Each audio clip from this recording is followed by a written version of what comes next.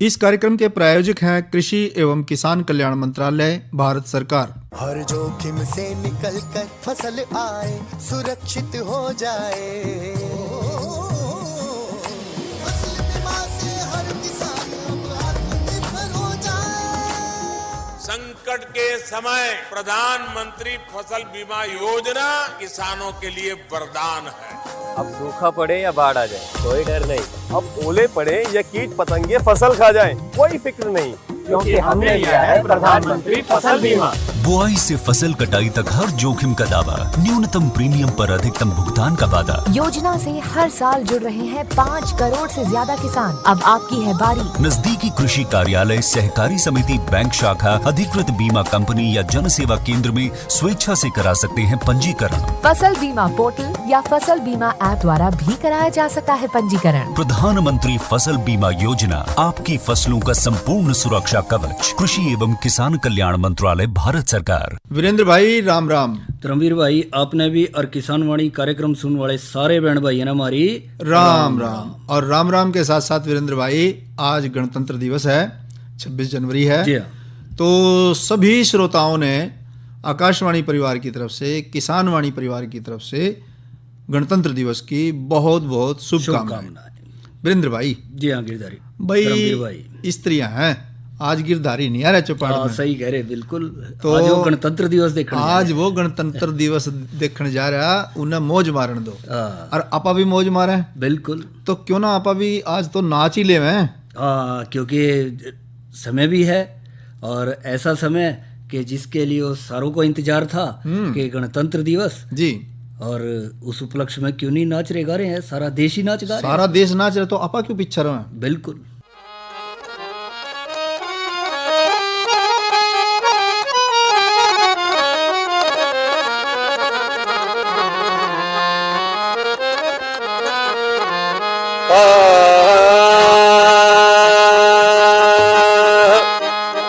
भाई नाचो रे रगाओ रे, खुशियां मनाओ, तिरंगा झंडा लहरा झंडा लहरा, तिरंगा झंडा लहरा। नाचो रे गाओ रे, खुशियां मनाओ, तिरंगा झंडा लहरा झंडा लहरा, तिरंगा झंडा लहरा झंडा लहरा, तिरंगा झंडा लहरा। नाचो रे गाओ रे, खुशियां मनाओ, तिरंगा झंडा लहरा, तिरंगा झंडा लहरा।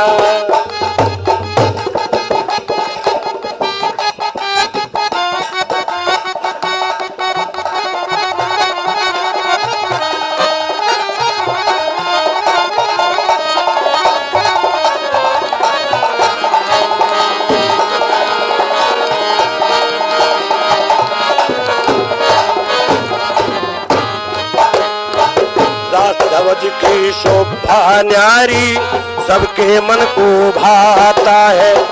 पवन देव मस्ती में चले, लहर लहर लहराता है। पवन देव मस्ती में चले, लहर लहर लहराता है। चक्र सुदर्शन प्यारा लगे, विष्णु देव चलाता है। चक्र सुदर्शन प्यारा लगे, विष्णु देव चलाता है। और भारत का बच्चा बच्चा, भाई भारत का बच्चा बच्चा इस परचम के गुण गाता है। भारत का बच्चा बच्चा इस परचम के गुण गाता है। मारी शान बढ़ाता है, हो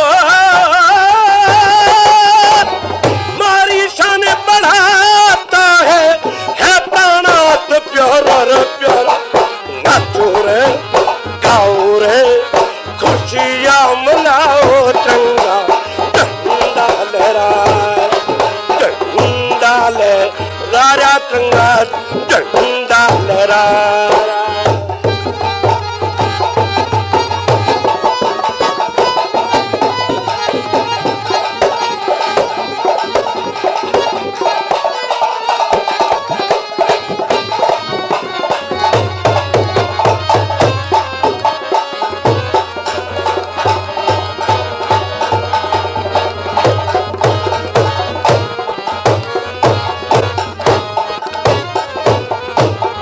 केसर रंग बलिदान त्याग से इस झंडे का गौरव है। केसर रंग बलिदान त्याग से इस झंडे का गौरव है। अहंकार अभिमान त्याग से इस झंडे का गौरव है। तन मन धन कुर्बान त्याग से इस झंडे का गौरव है। तन मन धन बलिदान त्याग से इस झंडे का गौरव है। ऋषि दधीचि प्राण त्याग से इस झंडे का गौरव है। ऋषि दधीचि प्राण त्याग से इस झंडे का गौरव है। इस झंडे का गौरव है। इस झंडे का गौरव है। ऊंचा शीश हमारा नचो रे गाओ रे खुशियां मनाओ। तिरंगा झंडा लहरा रहा, झंडा लहरा रहा, तिरंगा झंडा लहरा रहा।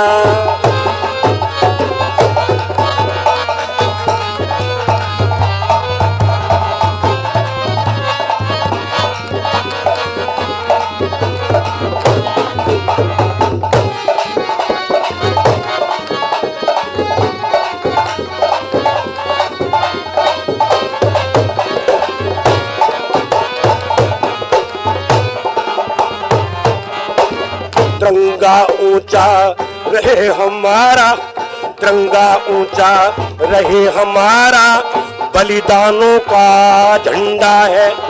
श्वेत रंग शांति का प्रिय इंसानों का झंडा है। हरा रंग हरियाली छारी किसानों का झंडा है। हरा रंग हरियाली छारी किसानों का झंडा है।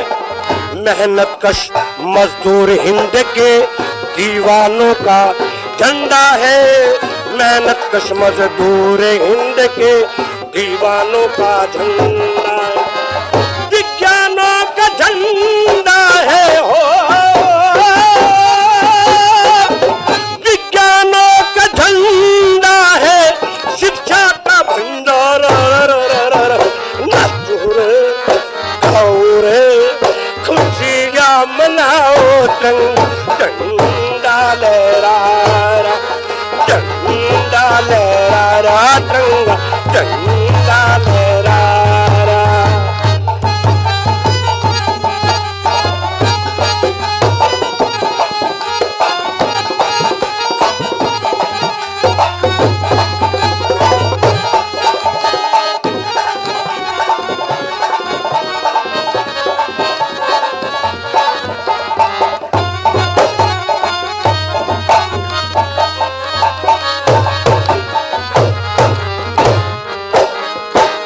औद्योगिक विकास हिंद में दिन पर दिन बढ़ाना है। शहर नगर घर घर गाँव में ऊर्जा दीप जलाना है। शहर नगर घर घर गाँव में ऊर्जा दीप जलाना है। भारत देश अखंड हमारा नारा यही लगाना है। भारत देश अखंड हमारा नारा यही लगाना है। भारत देश अखंड हमारा नारा यही लगाना है। हिंदू मुस्लिम सिख ईसाई तिरंगा ही फहराना है। हिंदू मुस्लिम सिख ईसाई तिरंगा ही फहराना है। बंधु सत्तर जंगराना है।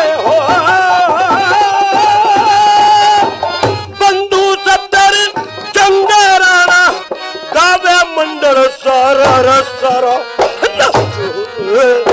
आओ रे खुशियां मनाओ। झंडा लहरा, झंडा लहरा रहा, तिरंगा झंडा लहरा रहा, झंडा लहरा रहा, तिरंगा झंडा लहरा रहा।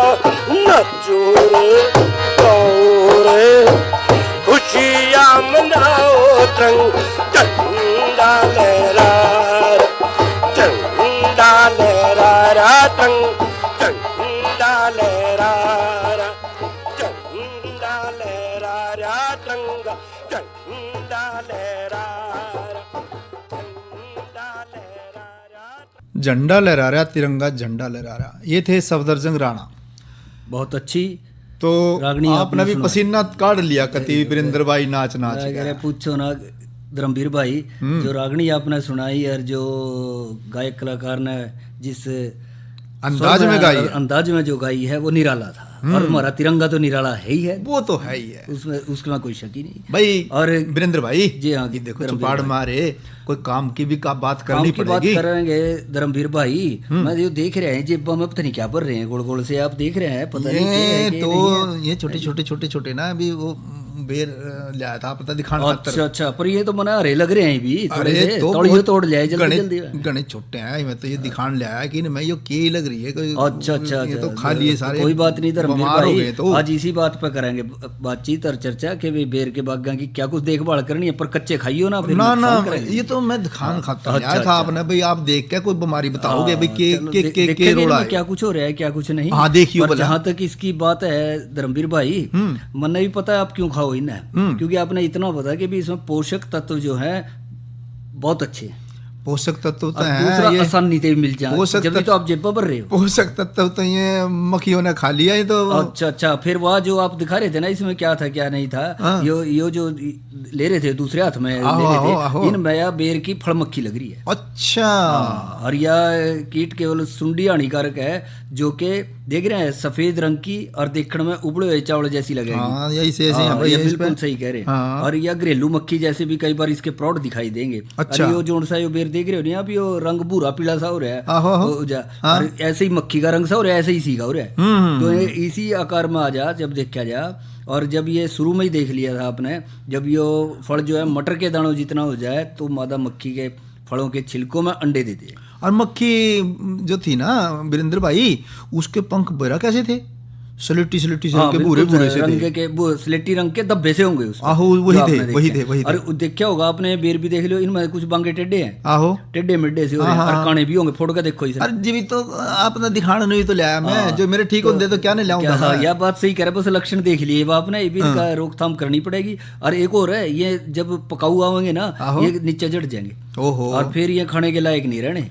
और बाजार में तो सवाल ही नहीं पैदा होता, कोई रुपया दे लिया आपने मिल जाएगा भाई इनका। वीरेंद्र भाई, इस फल मक्खी की रोकथाम का कोई उपाय बताओ। हाँ, जहाँ तक इसकी रोकथाम की बात करी धर्मवीर भाई, एक और बता दूं आपने, इसकी 3-4 पीढ़ियां नुकसान पहुंचा दे बेर के फल ने। यानी कि शुरू में तेजत बनन लगाएगा, यो फल बनन लगाएगा, छोटा सा होगा, बड़ा बड़ा होते तक इस पर प्रकोप रहेगा। यानी कि फसल की पकाई लग भी प्रकोप पकाई होगा। लग भी प्रकोप रहेगा, बिल्कुल सही कह रहे हैं आप। फिर तो अप्रैल के महीने लग का काम हो गया तो। अरे एक और भी है बात, ओके, जो उनसे ज्यादा मीठे है नहीं, उनमें ज्यादा असर है। भला मीठी चीज पे जाओगी, बताओ भाई। यह भी है। ये भी इसकी रोकथाम भी सुन लो जी।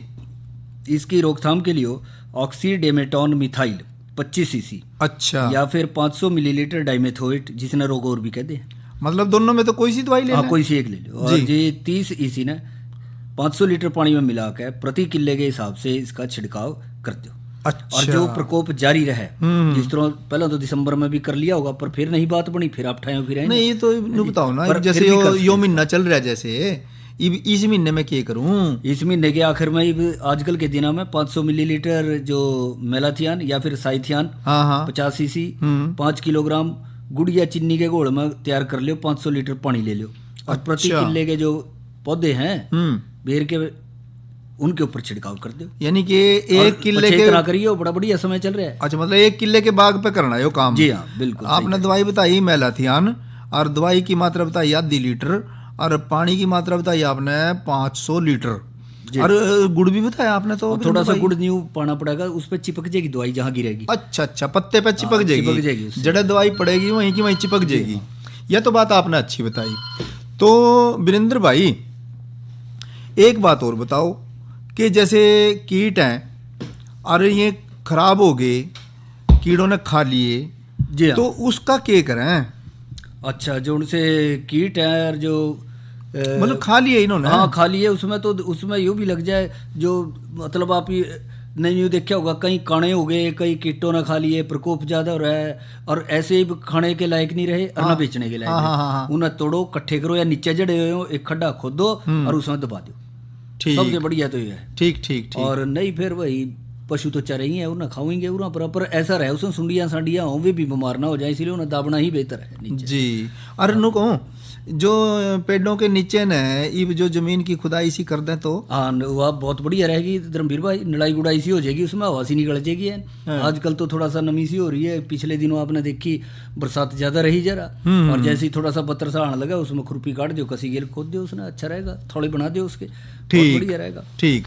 अच्छा एक ना ये जो पत्तों ने भी खान लग रही सुंडियाँ सी किए हैं, पत्ते खा लिए। हाँ यह भी एक तरह की न्यू लगा लियो, बुंडिया सी आवे ना जो, आहो तो ये एक बहुपक्षी कीट है। अच्छा। जो कि फड़क पे भी प्रकोप आ जा कई बार, और इसके न्यू लगा लियो पौधे का जो भी नरम भाग होगा जहाँ दिखेगा वहाँ उसका प्रकोप हो जाएगा। अच्छा। और ये जो है इसके प्रौढ़ अच्छे तकड़े होंगे, भूरे चमकीले होंगे और शाम के समय जमीन से बाहर आ जाएंगे और रात में पौधों के पत्तों पर प्रकोप इनका हो जाएगा और उनको खाना शुरू कर दें। फिर एक और काम है इनका धर्मवीर भाई, बड़े चालाक से हैं, जैसे ही दिन निकलने लगेगा जहाँ ते आए थे वहीं उसी दिशा में चल देंगे फिर, यानी मिट्टी के अंदर धरती में फिर समा जाएंगे। भाई इसका भी इलाज बताओ वीरेंद्र भाई। और जहाँ तक इसके इलाज की बात है तो शाम के समय जो है 500 मिलीलीटर क्विनल फॉस 25 सीसी ने 500 लीटर पानी में मिला के प्रति किले के जो पौधे हैं उनके आसपास और उनके ऊपर जो है इसका छिड़काव कर दें। जी तो और जो छिलके न खाने वाली सुंडी लग जाए तो आपने तो सारा ही जो है खाने वाला हिसाब किताब रखा, देख के भाई बिल्कुल सही कह रहे हैं। ऐसा ना बेर तो जिब खाओगे ना जी, बेर न बचावेंगे। यह भी आपने बिल्कुल सही कही और इसीलिए आपने पहचान अच्छी रखी। जो छाल खाने वाली सुंडी जो है यह आमतौर पर धर्मवीर भाई दिखाई नहीं देने की। अच्छा। और जहाँ टहनियाँ अलग अलग होंगी वहाँ पे जो दिखेंगे, जहाँ जोड़ो होगा ना टहनियाँ का, हाँ जी हाँ जी, वहाँ एक छेद सा दिखेगा। अच्छा। उस छेद में से आप देखोगे दाने दाने दाने दाने चिपके हुए से बाहर न लटके हुए दिखेंगे। अच्छा। और वो इन सुंडियों का जो है मल है। अच्छा। और उसके अंदर भी कई बार छिपी रहे और छेद के अंदर तो ये है ही है। और जो हवा चलेगी जरा सी, क्योंकि वो जोड़ पे छेद हो गया, उसकी जड़ कमजोर होगी टहनी की, और हवा चलेगी या आप हाथ लाओगे वह टूट जाएगी वहीं पे। हाँ तो भाई ये तो और ज्यादा नुकसान का काम पड़ेगा फिर तो वीरेंद्र भाई। पर इसका और इलाज बताओ वीरेंद्र भाई। जहाँ तक इसका इलाज का सवाल है तो पहले तो इसमें वही है, हमने कोई ना कोई कीटनाशक दवाई इस्तेमाल करनी पड़ेगी और जाड़े हटाने पड़ेंगे, जब भी तो उसका असर होगा। अरे ये जो आगे महीना लग रहा या इस टाइम क्या काम करना चाहिए? इसमें सबसे जरूरी काम यो है धर्मवीर भाई, उसमें यो है एक रुई का फोआ लो, उसने दवाई में डबो, और उसने या फिर न्यू कर लियो जो ओ राजा कई बार साबुन का घोल बना लियो। अच्छा जी। उसमें उसने डबो लियो। अच्छा। और उसने किसी तार के जरिए, किसी न्यू लगा लियो सीख के जरिए उस छेद के अंदर कर दो जी, और ऊपर से उसके अंदर मिट्टी लगा दो जी, बंद कर दिया उसने, जिससे कि वो कीड़ा अंदर ही नष्ट हो जाएगा, आगे नहीं फैलने का। तो और ये हर एक पौधे पे आपने थोड़ा सा मेहनत करनी पड़ेगी, कल्ले कल्ले पौधे की जांच करनी पड़ेगी। मिन्नत न तो अपा न तो खेत में ही रहना भी। बस फिर जब भी टाइम लगा अपना नजर मारो उस पर इसमें मौसम भी तो रोड़ा पा रहे आजकल। मौसम के बारे में भी थोड़ी सी बता देंगे। अच्छा, मौसम ठीक ठाक रहेगा जब भी काम करेंगे भी तो रणबीर भाई, जब भी मौसम की बात कर ली आपने इस चर्चा के साथ साथ, तो जहाँ तक आपका चर्चा के साथ तो नू करनी पड़ेगी ना मौसम की बात, कि भाई कुछ कार्रवाई तो मौसम ठीक होगा जी भी करेंगे भी। यह भी बात सही कह रहे हैं, मौसम तो आप मौसम के बारे में बताओ। आज का जो मौसम की बात कर रहे हैं धर्मवीर भाई, आज अधिकतम तापमान रहा 15.9 डिग्री सेल्सियस, न्यूनतम रहा 9.4 डिग्री सेल्सियस जी। हवा में नमी यानी आर्द्रता की मात्रा रही 100%। आप देख रहे हैं, और हवा की गति रही 9 किलोमीटर प्रति घंटे की रफ्तार से हल्की हवाएं भी चली। अच्छा। और कल का जहां तक तापमान का सवाल है, कल को थोड़ा सा बढ़ सका तापमान। अच्छा। 17 डिग्री सेल्सियस भी हो सका है और न्यूनतम गिर भी सका 4 डिग्री सेल्सियस तक हो सके। अच्छा जी। अरे तो ये जो आगे फिर 2-3 दिन मौसम नु बताओ, बरसात बरसूत का तो नहीं रोड़ा। आमतौर पर धर्मवीर भाई आगे 2-1 दिन देखने में थोड़ा सा खुश्क रहने की संभावना है। अच्छा। और इसके साथ साथ न्यूनतम तापमान में भी 2 से 3 डिग्री सेल्सियस गिरावट की संभावना है, जैसा अभी हमने जिक्र किया। और इसके साथ साथ अधिकतम तापमान में हल्की बढ़ोतरी होने का अनुमान है। मतलब बरसात की तो कोई उम्मीद नहीं। हाँ, फिलहाल तो कोई दिखाई नहीं दे रही। अच्छा, पर एक बात करो फिर। जी हाँ, लगे हाथ आप एक बात और बताओ क्या बोला? कल भी तो किसान वाणी कार्यक्रम होगा ना, अच्छा, जहाँ तो तक जो भाई अपने से मतलब रोज कार्यक्रम सुन रहे हैं उनके ज्ञान में कोई बढ़ोतरी हो, उसके लिए कल क्या कार्यक्रम पेश करोगे? कल को धर्मवीर भाई एक तो चर्चा का विषय रहेगा पर्णीय छिड़काव द्वारा गेहूं को पीलेपन से बचाएं। क्योंकि अच्छा। आप देख रहे हैं आजकल थोड़ा सा हाँ भाई, पा रही है, पीलापन तो बहुत आ रहा है पत्ते गेहूं में पीले भाई। दिख रहे हैं, तो उसके ऊपर छिड़काव वगैरह किस तरह से किस किस चीज का कर सकें, हाँ, तो हाँ। उसके ऊपर करेंगे। कई कृषि अधिकारियों से पूछ भी लिया, वे कह रहे हैं कि जब लोग पानी खड़े नहीं, जब तक यह समस्या है यह तो पानी तो समस्या बनी निकालना ही रहेगी। पड़ेगा। ये पानी तो काटना ही पड़ेगा। लग रहे हैं बेचारे किसान भाई हाँ। दिन रात लग रहे हैं किस तरह से पानी को। पर ये तो सही बड़ी मौके की बात है। कल आप अच्छा पीलेपन पे बात बताओगे जी। भाई, किस तरह बचाना पीलेपन से। और इसके साथ साथ धर्मवीर भाई एक भेंट वार्ता भी सुनाओगे आपने प्याज की रोपाई और उसकी अन्य देखभाल पर डॉक्टर CB सिंह से, जो कि पूर्व वरिष्ठ सब्जी विशेषज्ञ हैं कृषि विज्ञान केंद्र कुरुक्षेत्र। ये भी भाई बड़ी मौके की बात है भाई। प्याज के जो नर्सरी है अब उसकी रोपाई का समय आ गया, तो ये भी बातचीत सुनने लायक होगी। और धर्मवीर भाई अब आप एक और जिक्र कर रहे थे, एक बहुत ही अहम विषय पर चर्चा करने के लिए हो, तो वो क्या बोला? वो था, वो आपको थे ना भाई, जो मिट्टी की जांच करानी चाहिए, उसमें पोटासियम की भी परख करनी समझ चाहिए, गया मैं। पोटासियम का भी पता लग जाए। पोटासियम बहुत जरूरी चीज है, उसके बारे में कह रहे थे आप। हाँ बिल्कुल बिल्कुल धर्मवीर भाई, आप भी कह रहे थे अग्नि को बहुत अच्छी चीज है पोटाशियम में। तो वैज्ञानिकों से बात करी थी, अच्छा वे नु कह रहे थे कि पोटासियम जड़ों की वृद्धि करे, अच्छा बढ़वार करे, बढ़वार करे, फलाव करे, और जड़ मजबूत होगी आपकी, और मजबूत दूसरे उर्वरकों से प्राप्त तत्वों के जो संग्रहण है ना इकट्ठा करके, जी हाँ, और स्थानांतरण को बढ़ावा देकर भोजन बनाने में पोटासियम, ये पोटास जो है मदद करे। ठीक। और अनेक एंजाइमों को मतलब क्रियान्वित करे, और ये पौधों में दानों की चमक न बढ़ावे, प्रोटीन और स्टार्च की मात्रा को बढ़ावे, और ये पौधों की रोगरोधी और कीटरोधी क्षमता को बढ़ावे, ये पौधों में नाइट्रोजन की उपयोग क्षमता को बढ़ावे, और ये फलों और जो उसके कंद हैं उनके आकार को भी बढ़ावे, और तने की कठोरता प्रदान करके तने को गिरने से बचाता है।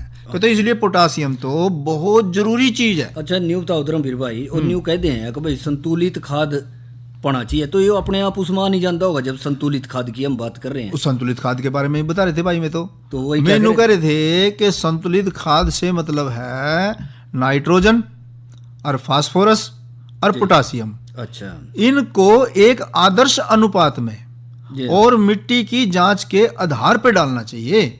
नू नहीं है कि अंधाधुंध डाल दें। और जिस तरह आमतौर पर फसलों में न्यू देख लें, एक तो नाइट्रोजन यानी यूरिया, और एक फास्फोरस यानी DAP, बस इन पर जोर रखें दो पे। तो इसका मतलब संतुलित में तो आपने पोटाश की भी बात संतुलित में है नाइट्रोजन, फास्फोरस, पोटासियम, तीनों को एक आदर्श अनुपात में डालना चाहिए, और मिट्टी की जांच के आधार पे पता लगेगा कि आदर्श अनुपात क्या है।